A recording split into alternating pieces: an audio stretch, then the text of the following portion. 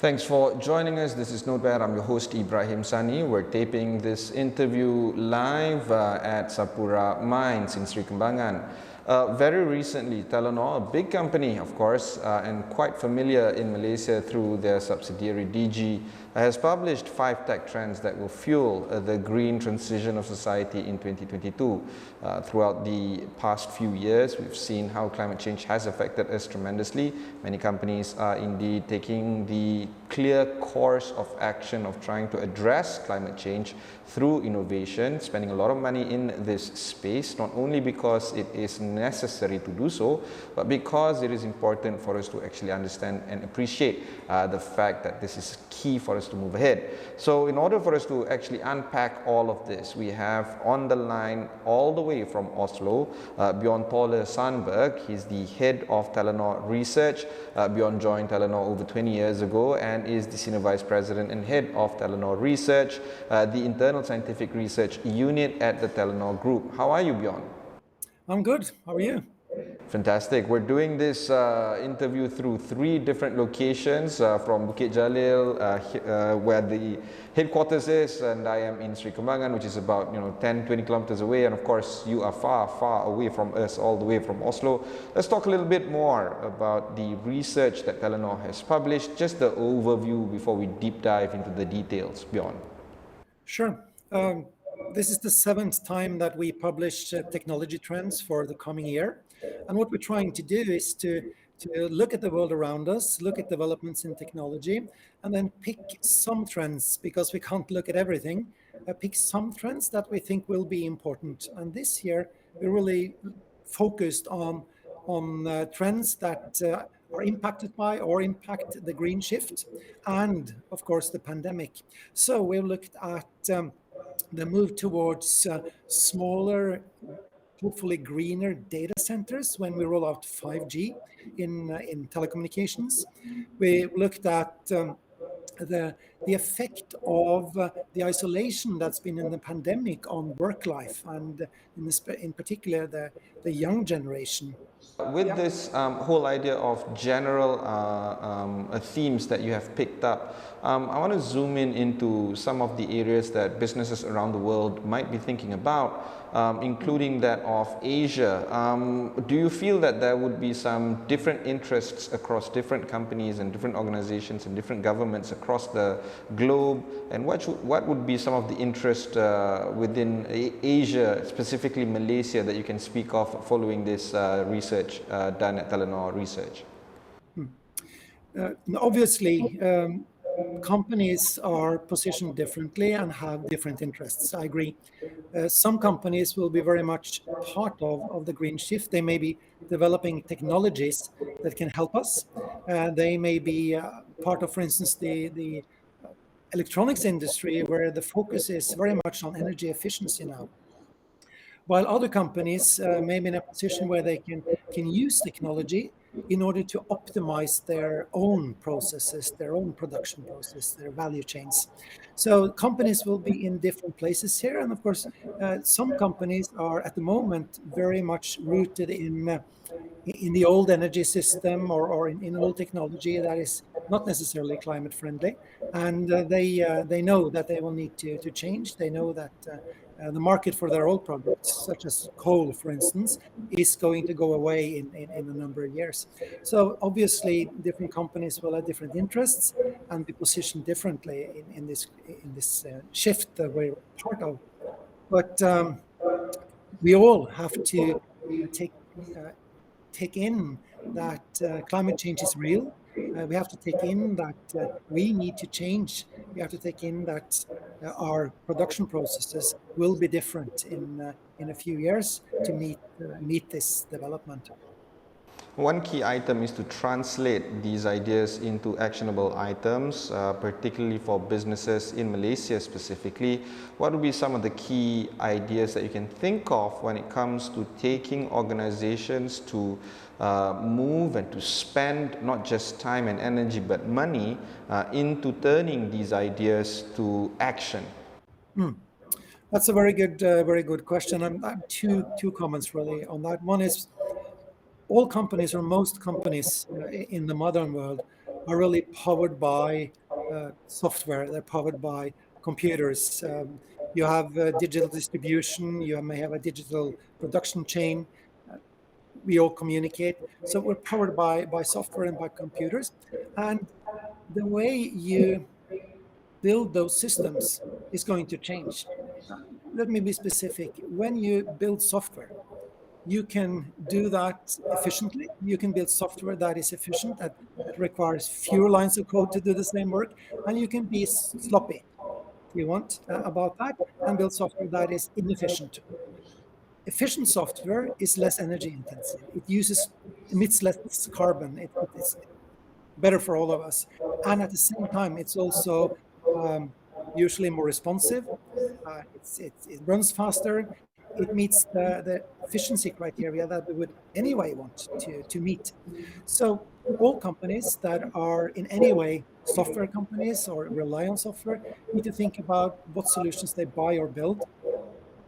So that's one thing. And the second big thing is obviously that we used to say that in this shift, while we're waiting for our energy system to be rebuilt, or we're waiting for the transition from fossil fuels to renewables, we will need to think about optimizing everything, optimizing every process in industry, optimizing the way we organize work in order to save energy, in order to reduce waste, in order to protect the environment. And that's something that all companies can do and all companies can focus on.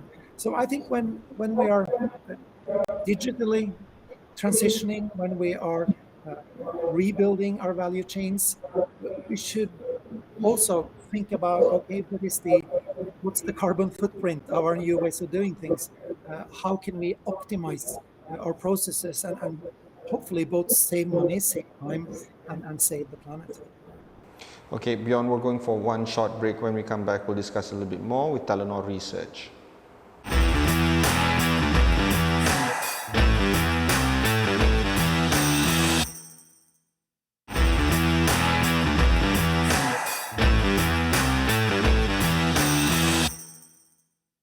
Thanks for staying on with us. We have Bjørn Taale Sandberg joining us all the way from Oslo, Norway. He's the head of Telenor Research over there.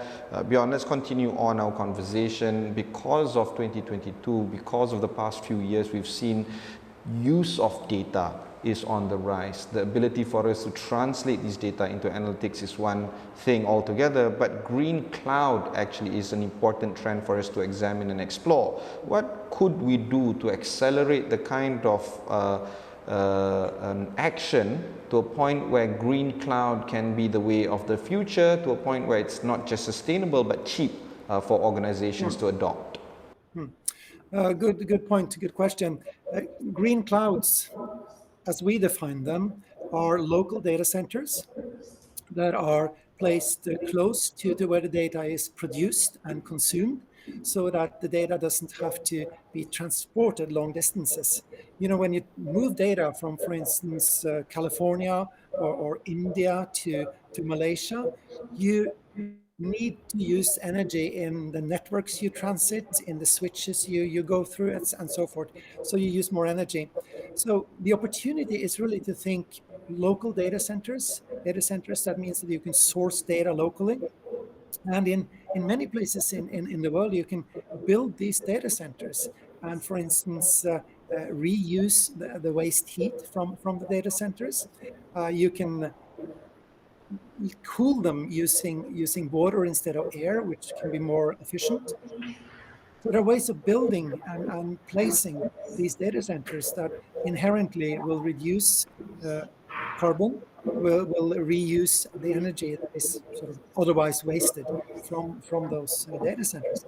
So that's an important angle on this. And for us as a telecoms company, our view is that, and our aim is that when we build 5G, when we roll out the new networks, we know that we will be building edge data centers that are at the edge of the network. They will be smaller. They will be hosting part of the data and the functionality of the network, and they'll be able to deliver services with much lower delays than otherwise possible, and hopefully with less energy use because of that we're not transporting all over the world the data that we are delivering. So those are some of the thoughts that are behind the green clouds trend. In order to accelerate this, I think the key thing here is to think about the placement of this when you design your 5G network, is to think about, okay, where can we combine both the opportunity to place a data center in a sensible spot with the demand for data that will be in that place and the production of services that can happen in that place. I mean, one angle on this is that let's say you have an innovation hub, and we have many innovation hubs in Malaysia. You place a data center in the middle of the innovation hub. You allow, for instance, small startups to host their data, host their applications in that data center. And you also can use that data center, for instance, for running the local telecoms towers and base stations. So you can combine needs and processing in the same place.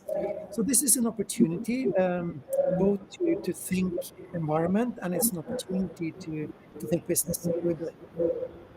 I want to ask you a little bit more about the role of telcos or MNOs, where you can impact and influence other industries to change their business model, to change other industries to be a little bit more efficient.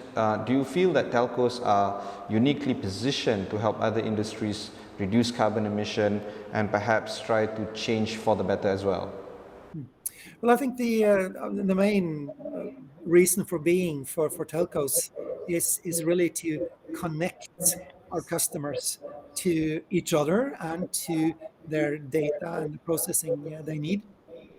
And we know that in order to optimize value chains, in order to improve on logistics, then you need reliable and you need fast communications, and it needs to be easy to build the solutions that use this communication in order to optimize your value chain. So I think at the outset, the telcos have a role to play to just provide this connectivity, make sure it's easy to use through programming interfaces, through documentation, through all the things that need to be there for others to build solutions on top of our networks. So that's one part of our responsibility as telcos. The other thing is that I think you'll see going forward that more and more telcos will take on the role as partner to industry that want to digitize. They want to use the capabilities and the possibilities that are there with the 5G revolution, and help these companies digitize, help these companies build their solutions. I mean, let me take one example from it's from Norway, but anyway, well, you have a similar example in Malaysia. When you are trying to make a port where ships come in and offload and you unload goods produced, if you want to make that port smarter, for instance, if you want to reduce the time it takes to unload and offload ship, you may want to automate, in a sense, remote control trains. You may want to use AI to optimize the scheduling of ships and offloading. And this can require low latency, low delay communications. This can require that data is actually produced and stored locally in the port in order to achieve these short delays communications. And the telecom operator is very well placed to work with, for instance, the port authority or the shipping company in order to build these solutions. So I think telcos have both an opportunity and sort of responsibility going forward to help digitize the country in that respect. Okay, one more short break. When we come back, we'll conclude a conversation with Telenor Research.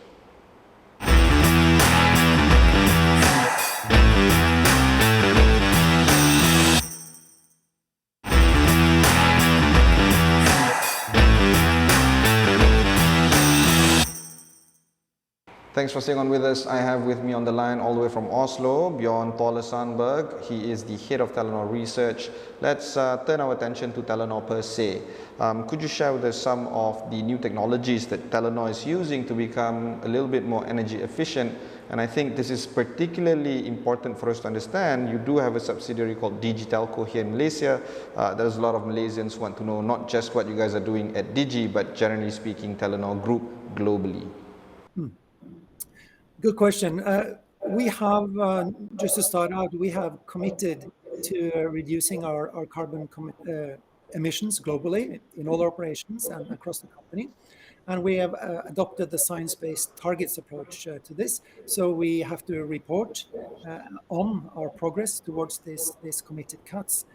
And what we're doing then in practice in order to deliver on this, in order to reach this, is that we are working with our suppliers. A lot of the carbon that we emit comes from our value chain, where we buy products and services.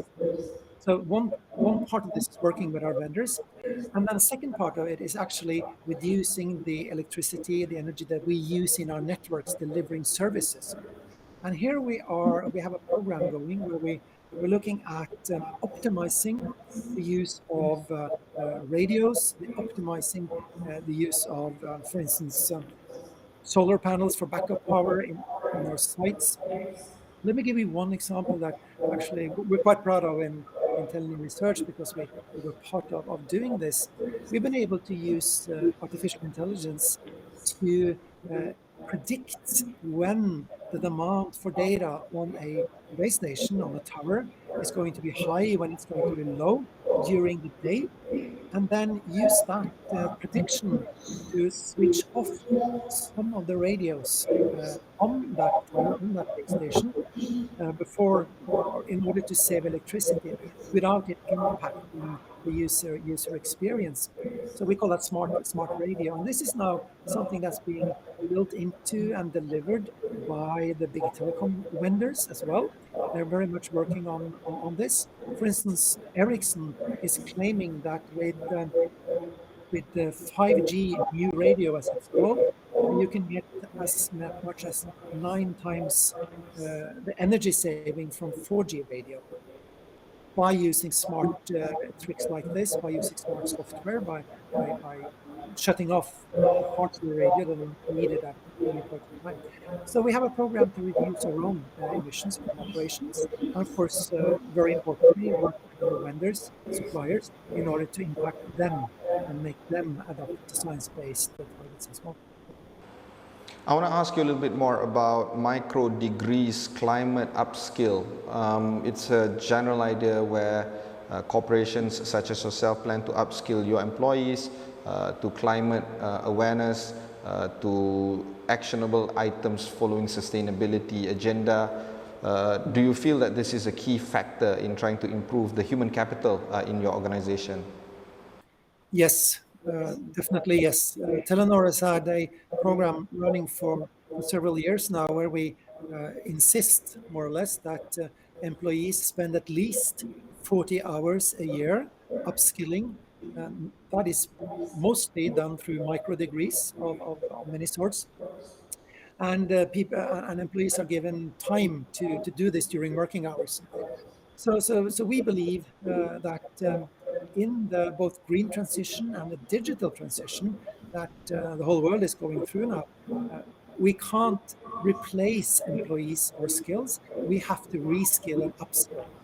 We have to work with the employees we have and make sure that they acquire the new skills that are needed in order to meet the future. And we believe that a big part of this going forward is going to be understanding how to use technology to be greener, how to use technology to optimize value chains and be more efficient, to reduce carbon. And micro degrees is one very efficient way of doing that upskilling. And the cool thing is that we're seeing that more and more both new platforms such as Coursera or Khan Academy, or old universities such as MIT are offering micro degrees in many areas to meet this growing demand. And of course, younger employees or employees that are not that young, some of them are really attuned to the climate sensitivity agenda. Do you feel that these kind of employees should be harnessed in terms of their awareness, in terms of their capability, and perhaps equip them with better training to allow for the sustainability agenda to cut across the organization globally, at least in Telenor? Yeah, I think that's a very good point. We know that the engagement around climate for natural reasons, it's a big looming disaster for all of us. The awareness and engagement is very strong with the young generation, with the people who are now in their 20s. And these are the future, not just of the planet, but also, of course, of companies out there, Telenor included. So to both meet their inherent need and demand and wish for education and engagement, and in order to harness their commitment and their energy in our own transformation, we should do that. We should cater to this. So we're trying to do that in Telenor. We're trying to take care of our young employees, and we're very vocal and open about our climate agenda. And finally, Bjørn, I want to ask you about the exportability of the best practices that you guys are doing right now. Do you feel that you can transplant these kind of activities across organizations, or at least across your partners and any other businesses that might want to work together with you collaboratively in terms of improving the social agenda within their respective organizations? Well, we believe so. We believe that what we are doing in Telenor and have come up with at Telenor is not so unique or so special that it can only work here. We believe that these are general principles. We believe that any company can and should think about optimizing their business, and in that process, saving energy, saving the planet, reducing carbon footprint. We believe that taking care of and fostering the new generation is key to everybody.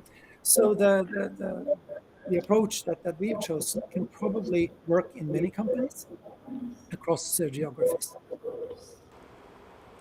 Bjørn, it has been a pleasure speaking to you, but if we can just do a quick recap to the 5 tech trends that will fuel the green transition of society, and perhaps it's a little bit more of a daytime over there by now. Do you want to recap the 5 tech trends? The first trend is green clouds on the horizon, and by that we mean that we, with 5G in particular, are seeing a move from big centralized data centers to small data centers, which means that data doesn't have to move across great distances and you save energy. So that's the first. We're saying that we will see a new generation of influencers, which we call greenfluencers, which will both be new people working with social media in order to influence us, the rest of us, and existing influencers such as Jack Harris, who are redefining themselves and making sure that when they talk about products and services and experiences, they're also talking about the green credentials of those products and services and experiences. So that's the second trend. We're saying that as a consequence of the pandemic, we will see or we were already experiencing, and we have this from our own data in Telenor and from other research, we're seeing that young people in particular that are new to the organization are struggling. And they're struggling because if they're just online, if they're working from home, it's difficult to build a network. It's difficult to really understand the culture. So we're saying that the trend going forward will be both the great resignation, people will move to other companies, but also that to meet this, you need to take responsibility as a senior. You need to create arenas where young employees and old employees can meet and socialize and build culture. And you need to make sure that the young employees are recognized, that they are acknowledged, that they feel that they're part of the company and the organization. And then we're saying that as part of the move to green, we will need a lot of new knowledge. There will be new jobs. Companies will transform. So we will see a resurgence. We will see a growth in what we call green micro degrees. that will be offered by traditional universities and by platforms such as Coursera and the Khan Academy, or even companies themselves, in order to help people get the skills they need. And the last trend is one which is close to my heart, which we call optimize everything. And by that we mean that in the shift from business as usual today and business that is sustainable, we need to think about optimizing our value chains, optimizing our production processes, our logistics, optimizing the way we work. And this can be done by both adopting new technology that is more energy efficient. I mean, chips, the processing units of computers are becoming almost twice as efficient every 2 years. It follows Moore's law. And the way that software is built and distributed, and of course the way we organize our value chains. So I believe those are the 5 trends that we're talking about this year. And this is of course not everything that's happening out there, but I think these are 5 good indications of important developments that will impact us in the next year and the time to come. Right, thank you very much. That was Bjørn Taale Sandberg, the head of Telenor Research, joining us all the way from Oslo, Norway. If you missed any part of this interview, just head on to astroawani.com, find more details there. My name is Ibrahim Sani, shot on location at Sapura Mines. Until the next episode, thank you very much for joining us.